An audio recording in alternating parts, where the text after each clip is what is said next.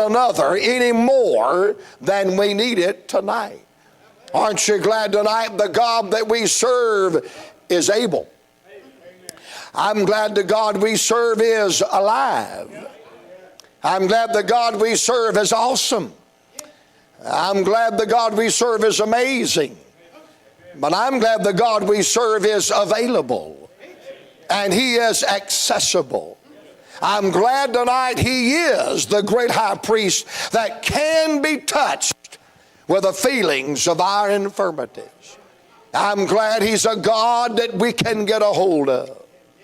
I'm glad He's a God that we can get a hold of. I'm glad He's a God that we can get a hold of. And He's the kind of God that can get a hold of somebody else because somebody went and got a hold of Him.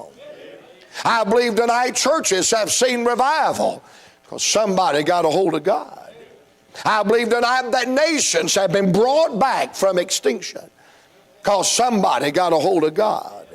I believe drunk daddies got to be sober daddies because somebody got a hold of God. I believe shattered and broken families have been mended and put back together because somebody got a hold of God. I believe wayward sons and daughters have found their way back to home and God because somebody got a hold of God. In fact, all of us in this room tonight are here because one day somebody touched heaven for you and I. I'm glad tonight that Abraham touched heaven for his nephew Lot. I'm glad tonight that Moses touched heaven for the nation of Israel. I'm glad tonight that Paul and Silas touched heaven for the infant church.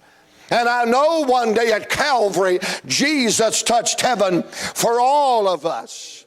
Because there is one mediator between God and man, and that is the man, Christ Jesus. I'm glad we can get a hold